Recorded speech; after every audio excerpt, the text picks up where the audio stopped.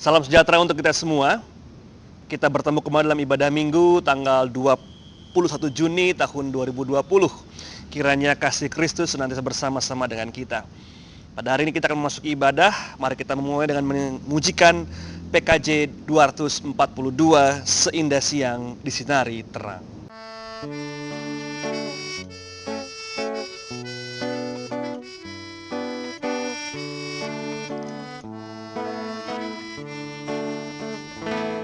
Seindah siang disinari terang, cara Tuhan mengasihi.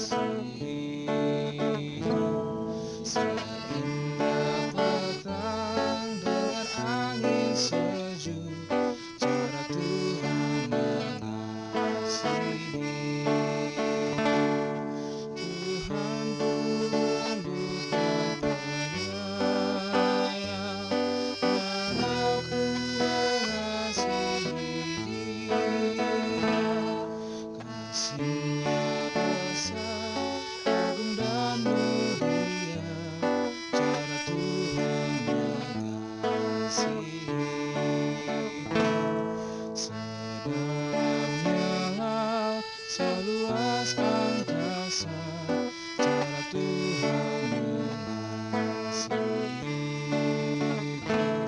Seharum kembang yang tetap semerbak, cara Tuhan mengasihi. Damai-Nya tetap besertaku, dan surga pengharapanku. Hidupku tentram, kunikmati penuh, cara Tuhan mengasihi.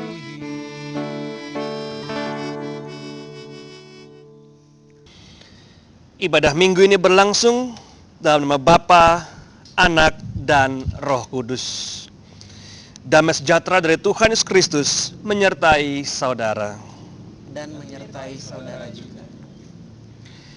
Mari kita secara berbalasan membacakan Mazmur dari pasal 69 ayat 7-10 dan 16 sampai 18. Janganlah mendapat malu oleh karena aku. Orang-orang yang menantikan Engkau ya Tuhan, Allah semesta alam. Janganlah kena noda oleh karena aku. Orang-orang yang mencari Engkau ya Allah Israel. Sebab oleh karena Engkaulah aku menanggung celah. Noda meliputi mukaku. Aku telah menjadi orang luar bagi saudara-saudaraku. Orang asing bagi anak-anak ibuku. Sebab cinta untuk rumahmu menghanguskan aku. Dan kata-kata yang mencela Engkau telah menimpa aku. Ayat yang ke-16. Janganlah gelombang air menghanyutkan aku. Atau tubir menelan aku, atau sumur menutup mulutnya di atasku. Jawablah aku ya Tuhan, sebab kasih setiamu baik. Berpalinglah kepadaku menurut rahmat-Mu yang besar. Janganlah sembunyikan wajahmu kepada hambamu. Sebab aku tersesak, segeralah menjawab aku. Mari kita siapkan hati kita untuk boleh membaca, merenungkan firman Tuhan. Kita pujikan Yesus sayang padaku.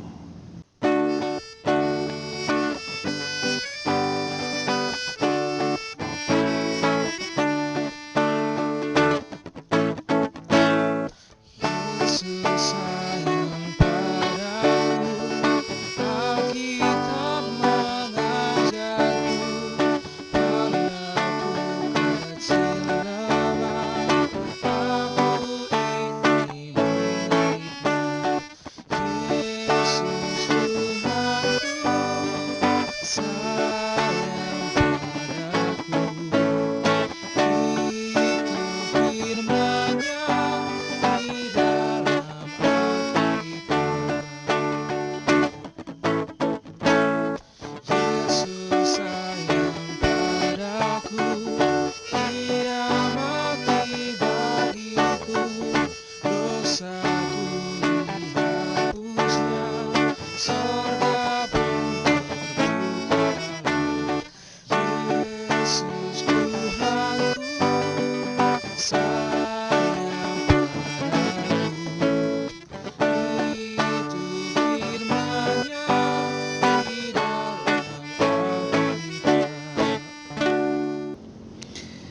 Mari kita berdoa. Ya Allah, pada saat ini kami hendak membaca merenungkan firman-Mu yang kiranya boleh menjadi suluh bagi langkah kaki kami. Kiranya Roh Kudus tak pernah jauh dari hati kami, meneduhkan suara-suara di dalam diri kami dan menjernihkan firman-Mu dalam kehidupan kami. Tuntunlah kami ya Tuhan. Amin. Matius pasal yang ke-10 ayat 24 sampai ayat yang ke-39. Inilah Injil Yesus Kristus menurut Matius. Seorang murid tidak lebih daripada gurunya, atau seorang hamba daripada tuannya. Cukuplah bagi seorang murid jika ia menjadi sama seperti gurunya, dan bagi seorang hamba jika ia menjadi sama seperti tuannya. Jika tuan rumah disebut Beelzebul, apalagi seisi rumahnya. Jadi janganlah kamu takut terhadap mereka, karena tidak ada sesuatu pun yang tertutup yang tidak akan dibuka, dan tidak ada sesuatu pun yang tersembunyi yang tidak akan diketahui. Apa yang kukatakan kepadamu dalam gelap, katakanlah itu dalam terang. Dan apa yang dibisikkan ke telingamu, beritakanlah itu dari atas atap rumah. Dan janganlah kamu takut kepada mereka yang dapat membunuh tubuh, tetapi yang tidak berkuasa membunuh jiwa.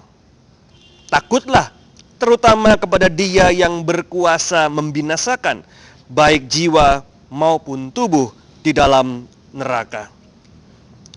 Bukankah burung pipit dijual 2 ekor seduit? Namun seekor pun daripadanya tidak akan jatuh ke bumi di luar kehendak Bapamu. Dan kamu, rambut kepalamu pun terhitung semuanya. Sebab itu janganlah kamu takut, karena kamu lebih berharga daripada banyak burung pipit. Setiap orang yang mengakui aku di depan manusia, aku juga akan mengakuinya di depan Bapakku yang di sorga. Tetapi barang siapa menyangkal aku di depan manusia, aku juga akan menyangkalnya di depan Bapakku yang di sorga. Jangan kamu menyangka bahwa aku datang membawa damai di atas bumi. Aku datang bukan untuk membawa damai, melainkan pedang. Sebab aku datang memisahkan orang dari ayahnya, anak perempuan dari ibunya, menantu perempuan dari ibu mertuanya. Dan musuh orang ialah orang-orang seisi rumahnya. Barang siapa mengasihi bapa atau ibunya lebih daripada aku, ia tidak layak bagiku. Dan barang siapa mengasihi anaknya laki-laki atau perempuan lebih daripadaku, ia tidak layak bagiku. Barang siapa tidak memikul salibnya dan mengikut aku, ia tidak layak bagiku. Barang siapa mempertahankan nyawanya, ia akan kehilangan nyawanya. Dan barang siapa kehilangan nyawanya karena aku, ia akan memperolehnya. Demikian bacaan firman Tuhan yang berbahagia mereka mendengarkan dan memelihara dalam kehidupan sehari-hari. Haleluya.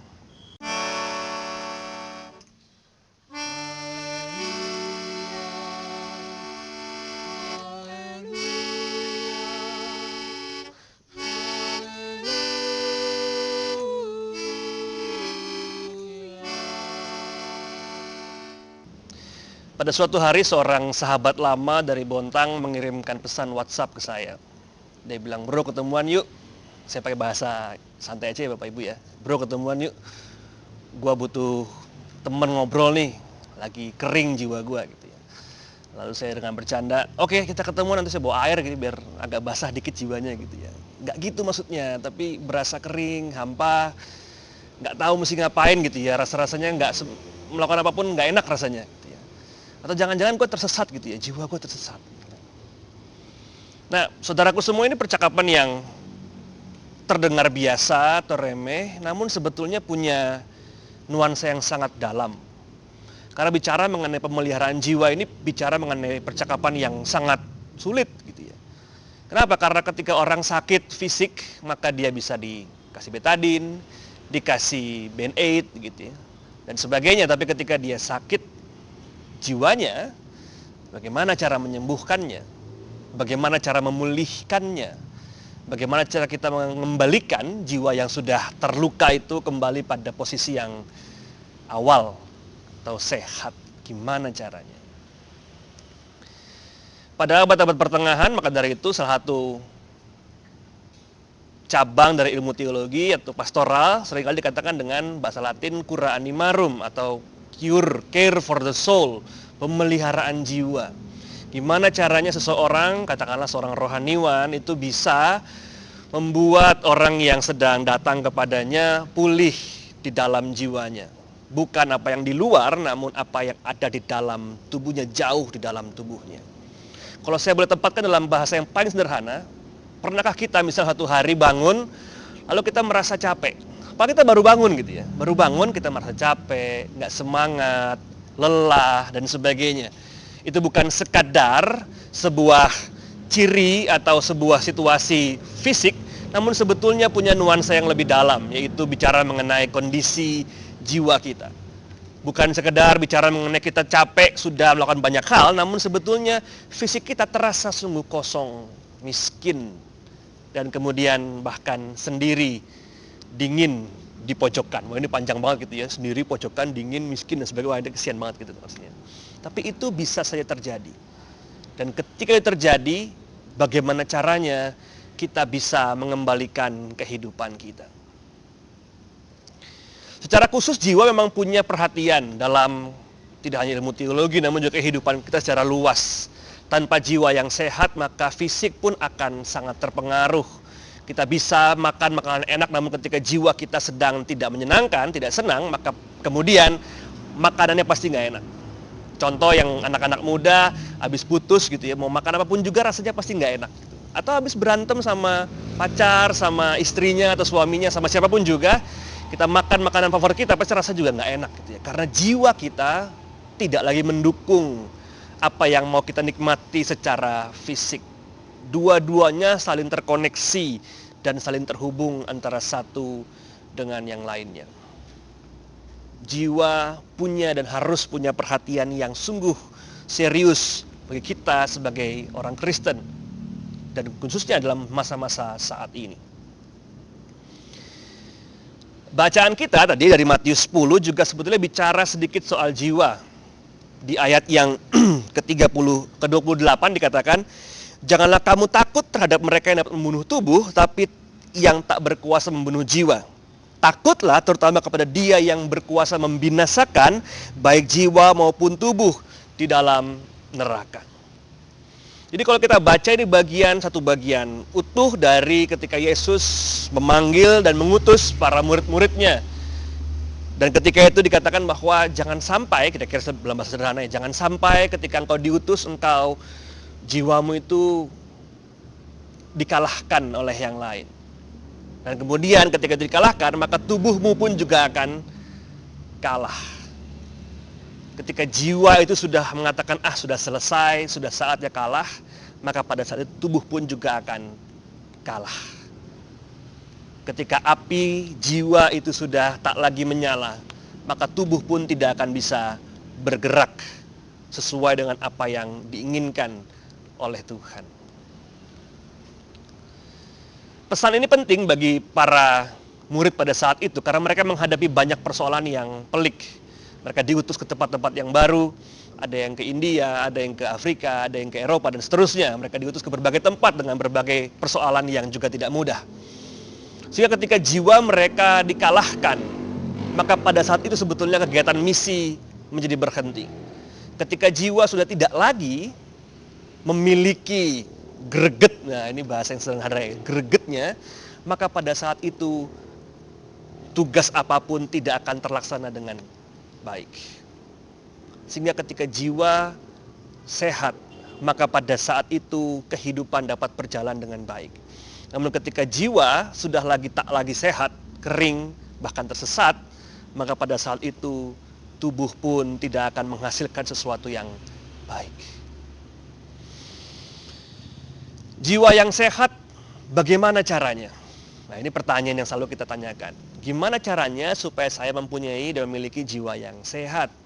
Bagaimana caranya saya bisa memiliki dan menghadapi situasi yang saya alami dan tetap sehat di dalam jiwa dan kehidupan saya?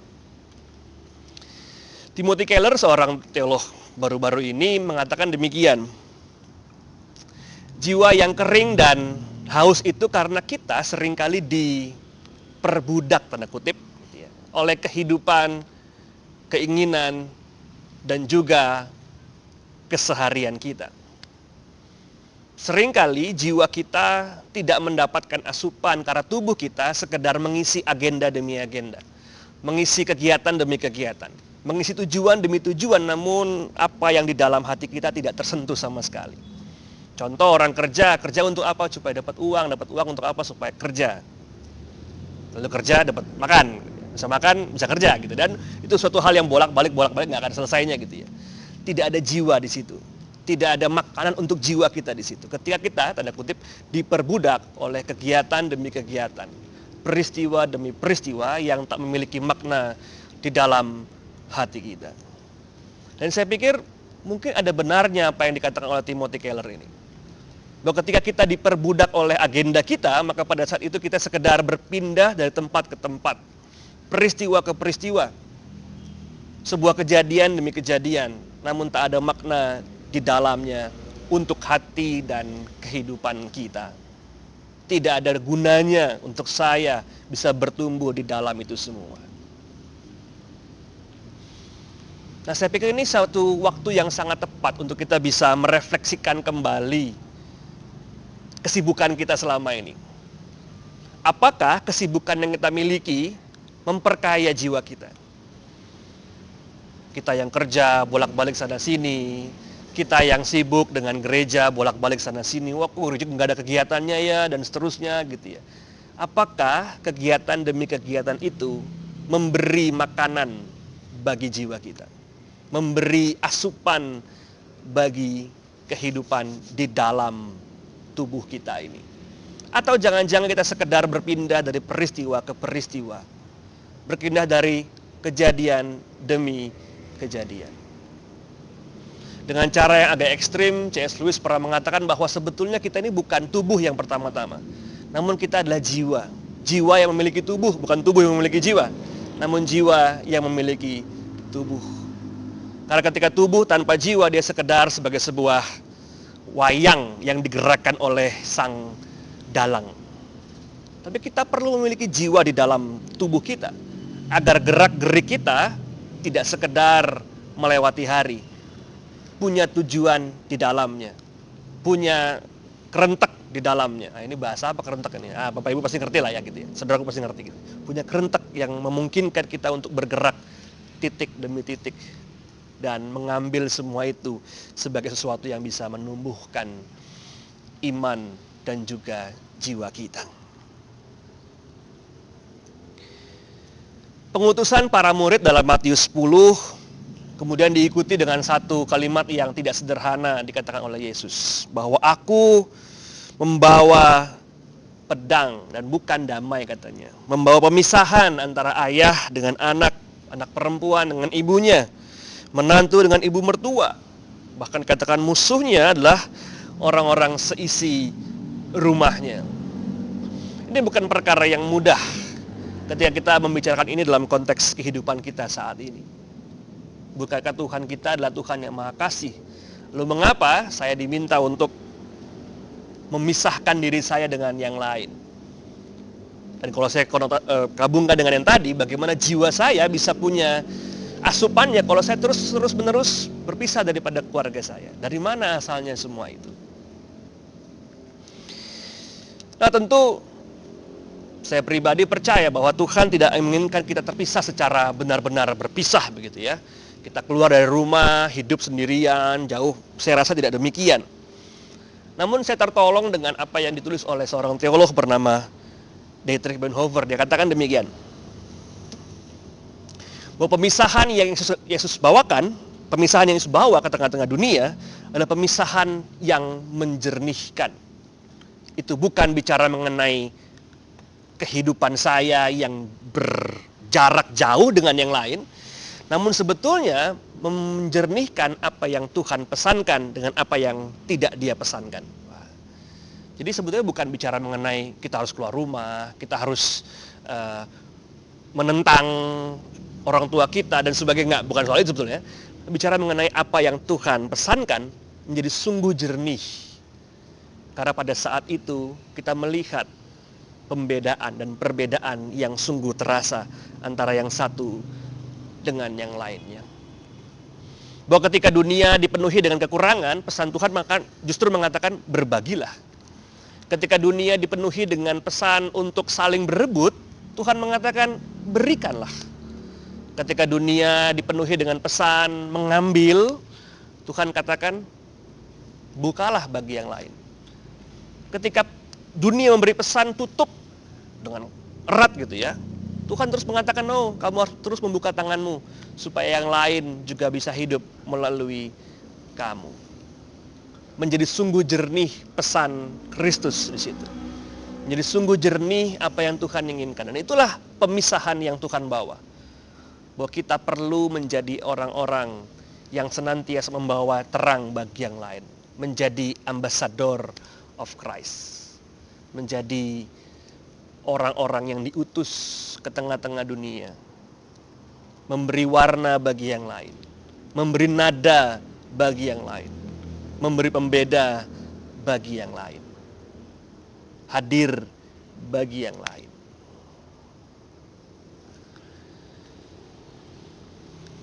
Jiwa dan kehidupan yang sedang kita gumuli pada saat ini tidak mudah untuk kita hadapi.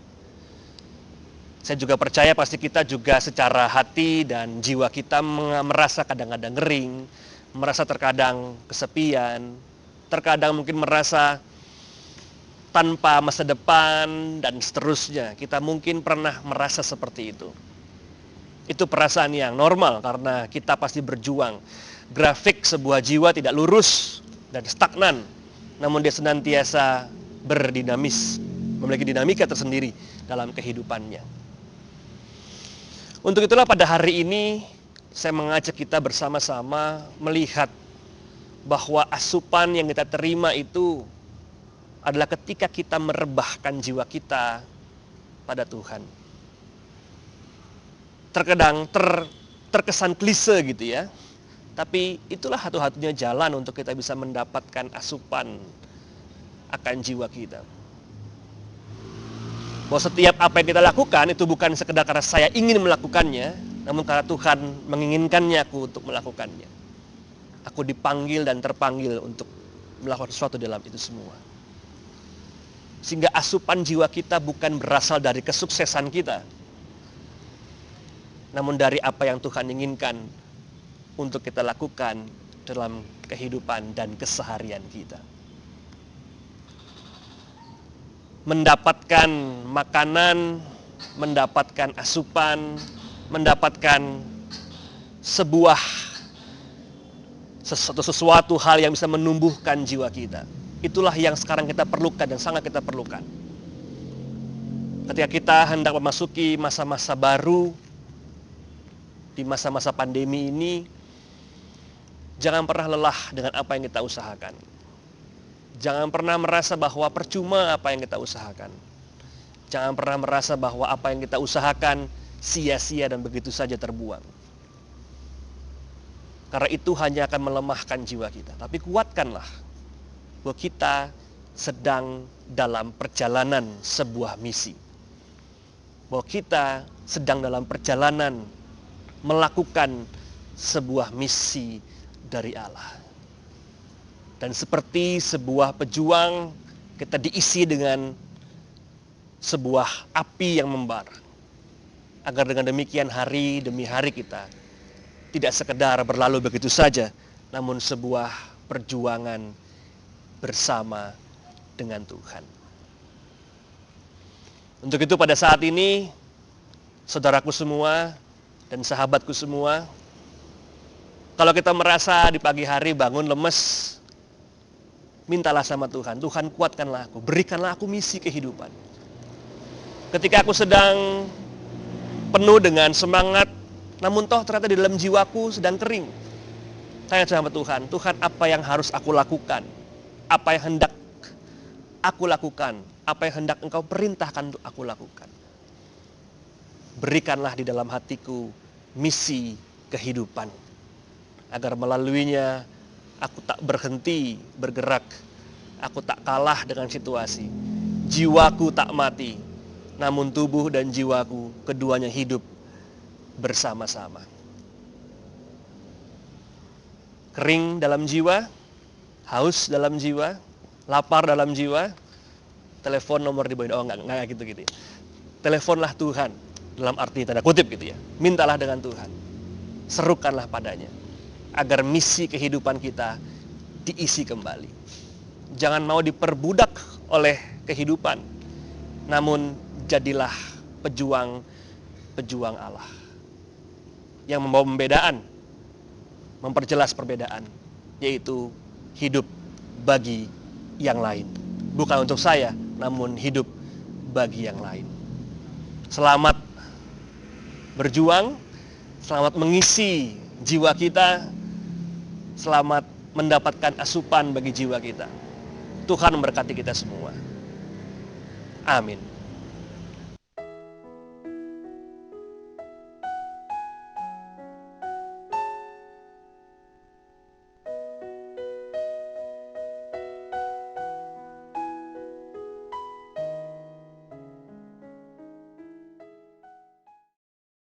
Kini mari kita mengangkat kembali pengakuan iman rasuli.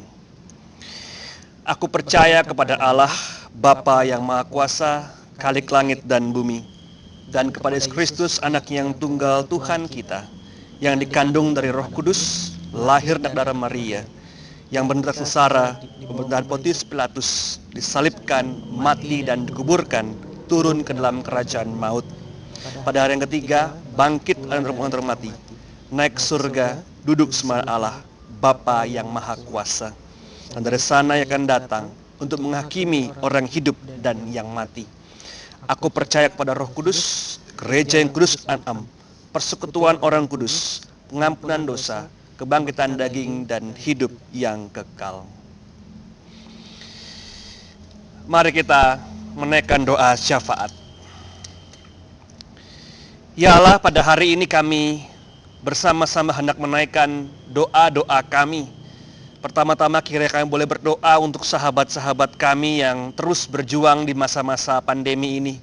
Kami berdoa untuk mereka yang sedang mengalami gangguan kesehatan. Kiranya tangan-Mu menyentuh, memulihkan mereka satu persatu. Kami percaya dan kami tak pernah ragu akan kuasa-Mu ya Tuhan. Bahwa sembari kami berharap akan pemulihan, di saat yang sama kami percaya juga rancangan-Mu adalah rancangan yang terbaik. Ajarkanlah kami, ajarkanlah sahabat-sahabat kami untuk senantiasa memiliki pengharapan di hati dan kehidupan mereka. Kami juga berdoa ya Tuhan untuk sahabat-sahabat kami yang sedang bergumul dengan kondisi ekonomi dan keuangan di saat-saat seperti ini.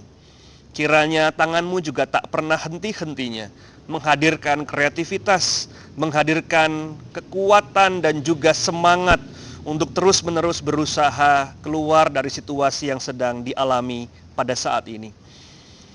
Kami berdoa ya Tuhan, kiranya kerjasama, namun juga kekuatan hati, batin, pikiran menjadi satu padu dalam usaha untuk boleh memperbaiki kehidupan saat ini. Berkatilah ketika sahabat-sahabat kami hendak merintis berbagai macam kegiatan dan usaha, agar apa yang mereka rintis boleh berbuah dengan baik. Kami juga berdoa untuk keluarga demi keluarga di gereja-Mu ini ya Tuhan, ataupun keluarga demi keluarga yang kami ingat satu persatu. Tidak sedikit keluarga juga yang mengalami pergumulan yang cukup berat, namun kami percaya tangan-Mu memelihara mereka. Ketika Kristus diam sebagai tamu yang tetap, kami percaya Roh Kudus senantiasa hadir dalam hati setiap anggota keluarga. Kiranya Tuhan kehangatan rumah tangga tidak hilang atau bahkan menyusut. Sebaliknya Tuhan, Hari-hari ini kiranya kehangatan itu semakin dirasakan dan semakin diusahakan di setiap pribadi keluarga. Kami juga berdoa pada saat ini untuk GKJ Pamulang sebagai sebuah gereja, sebagai sebuah persekutuan. Kiranya tangan, kaki, dan hati kami senantiasa kami gunakan dan kami usahakan untuk menjangkau mereka di luar sana yang juga terdampak dengan pandemi saat ini. Agar dengan demikian identitas kami sebagai sebuah gereja yang hadir bagi yang lain senantiasa dirasakan oleh sahabat-sahabat kami. Kami juga berdoa ya Tuhan untuk bangsa dan negara ini, untuk para tenaga medis di luar sana ya Tuhan yang masih juga berjuang. Kiranya Engkau jaga kekuatan mereka, jaga semangat mereka, sehingga dengan demikian mereka terus berusaha agar apa yang sedang mereka kerjakan saat ini, yaitu memeriksa, mengurus, mengobati para pasien, boleh berbuah dengan baik. Kami percaya Engkau sedang berada bersama dengan tenaga medis. Engkau berjuang bersama-sama dengan tenaga medis untuk memulihkan bangsa ini, bahkan memulihkan dunia ini ya Tuhan. Inilah doa-doa kami pada saat ini. Dan jika kami menaikkan doa-doa pribadi kami ya Tuhan, dengarkanlah, sendengkanlah telingamu ya Tuhan, agar dengan demikian setiap sapaan, setiap permohonan, dan setiap seruan kami percaya Engkau mendengarnya dan Engkau memeriksa hati kami satu persatu. Terima kasih ya Tuhan, dan kami hendak menutup doa ini dengan doa Bapa kami. Bapa kami yang di surga, dimuliakanlah namamu, datanglah kerajaanmu, jadilah kehendakmu di bumi seperti di sorga. Berilah kami pada hari ini makanan kami secukupnya, dan ampunilah kami akan kesalahan kami, seperti kami juga mengampuni orang yang bersalah kepada kami. Dan janganlah masukkan kami ke dalam pencobaan, tapi lepaskanlah kami daripada yang jahat. Karena Engkau yang punya kerajaan, dan kuasa, dan kemuliaan sampai selama-lamanya. Amin.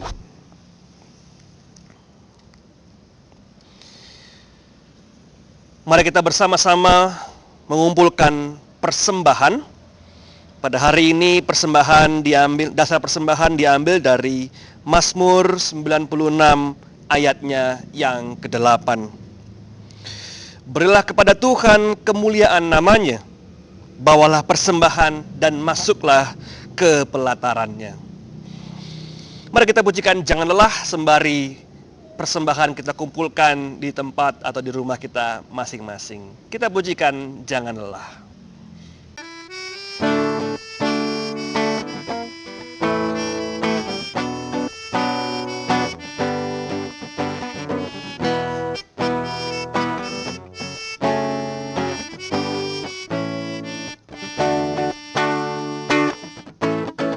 Jangan lelah bekerja di ladangnya Tuhan. Roh Kudus yang beri kekuatan, yang mengajar dan menopang. Tiada lelah bekerja bersamamu Tuhan, yang selalu mencukupkan atas segalanya.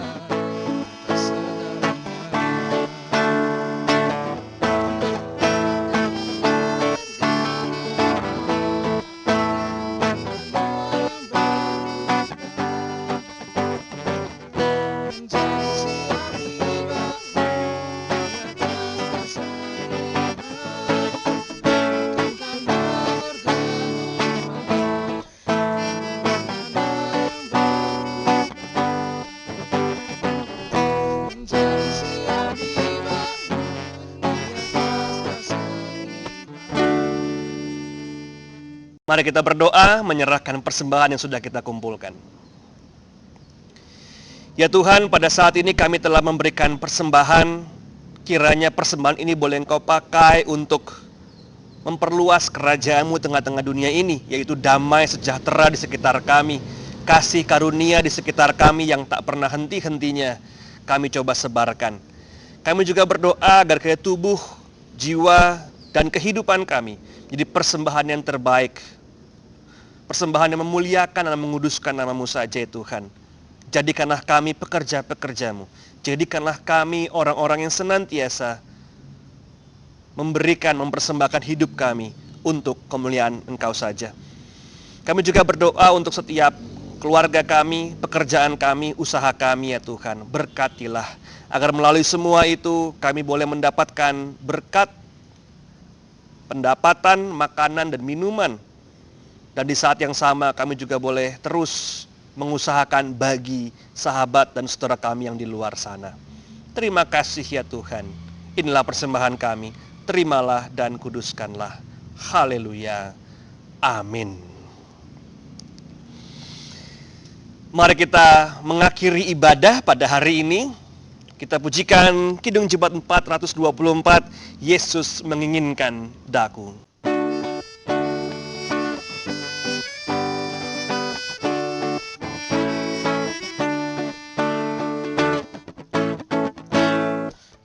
Yesus sayang padaku, Alkitab mengajarku, walaupun kecil lemah, aku ini miliknya.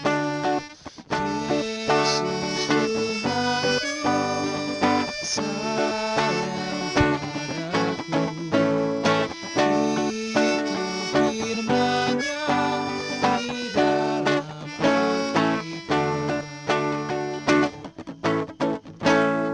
Yesus sayang padaku, Dia mati bagiku, dosaku dihapusnya, sorga pun terbukalah. Yesus Tuhanku, sayang padaku, itu firman-Nya di dalam Alkitab. Saudaraku, arahkanlah hatimu kepada Allah. Kami mengarahkan hati kami kepada Allah. Jadilah saksi Kristus. Syukur kepada Allah, Terpujilah Allah. kini dan selamanya. Kini terimalah berkat-Nya. Tuhan memberkati engkau dan melindungi engkau. Tuhan melindungi engkau dengan wajah-Nya dan memberi engkau kasih karunia. Tuhan menghadapkan wajah-Nya kepadamu dan memberi engkau damai sejahtera. Amin.